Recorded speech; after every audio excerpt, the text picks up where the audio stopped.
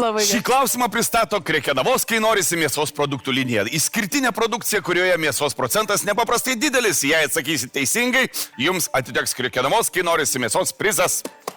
Jeigu atsakysit neteisingai, Mageliui ir Mindaugui. Gintę man atiduosi. Dėmesio klausimas.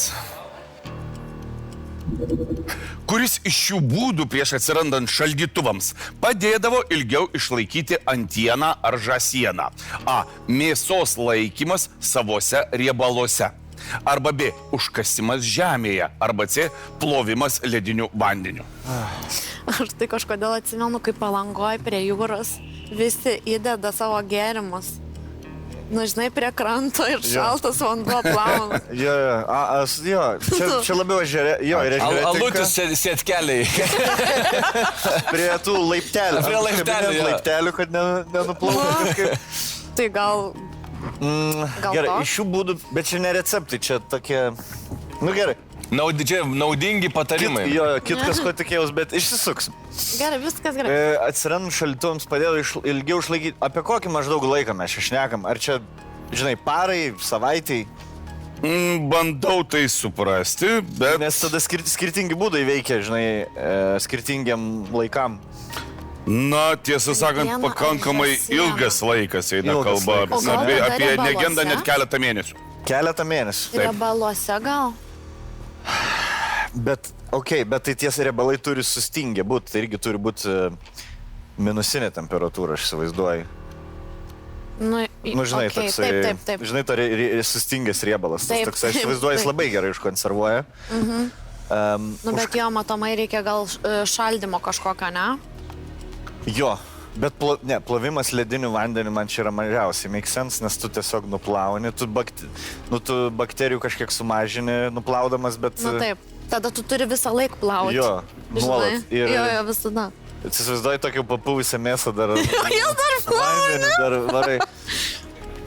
Tie užkasimai žemėje, dabar... O jeigu, pavyzdžiui, žiauriai šaltą žemę, kaip tu ją iškasi? O čia yra skirtumas, kokiu metų laiku? Ne.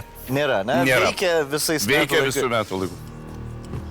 Bet čia, nu nežinau, žinok, man pats sunkiausias klausimas, koks tik bebuvo čia. Užkasima žemėje, matai, kasa žemėje visokius agurkus, kimčių, užkasa po žemę ir jie tada fermentuojasi gerai, žinai, ir laiko juos.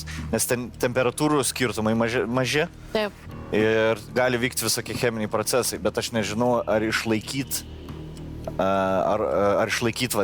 šviežią antieną ir žąsieną, ar tai tas pats procesas. Žinot ką? Žiūrėkit, neslėpk, mes jeigu laimim... Noriu patikslinti irgi, man tai, kad nenuklystumėt, nes išgirdau žodį, kuris, man atrodo, jūs jau veda. Mes nekalbame apie tai, jau yra termiškai apdorota mėsa, ar ne? Mes ją apdorojome ir kad jinai būtų dabar ilgam. Tai nėra tai, kad ką tik mes žąsį papjojom ir kad išlaikyti. Ne, jau termiškai apdorota. Tai tu apdorota, jeigu plausi to lediniu vandeniu? Ne, čia, man atrodo, atmetam C, ne, iš karto. Šiaip riebaluose labai geras variantas, bet ir B galėtų būti. Tai kaip aš minėjau, dešros jum atiteks, jeigu pakelsit ranką ir pasakysi teisingą atsakymą. O jeigu ne, tai tada Gabrieliui Vegeliui. Nesakykit, prašau. Savo riebaluose, aš manau, labai yra geras būdas. Žinok, tikrai kažkaip...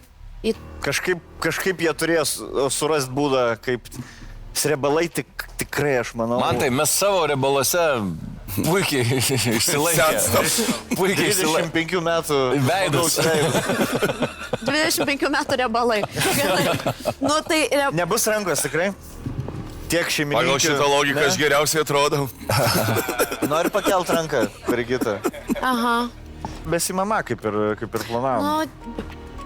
Aš manau... 3, 2, 1 ir... A variantas. A variantas. Gerai, aš užfiksavau. Palaikančių bus... Keli yra, ne? Yra. Ir taip, dėmesio teisingas atsakymas.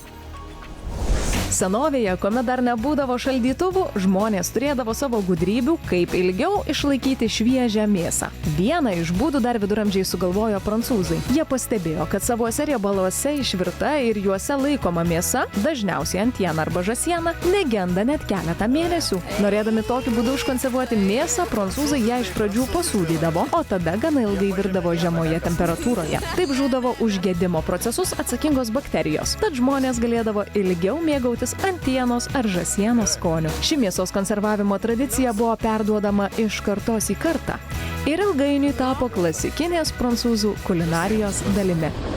Ei! Gerai. Man tai ir gintai po krekenavos, kai norisi mėsos. Tiksliau čia buvo atsakymas tušonkė. Realiai taip.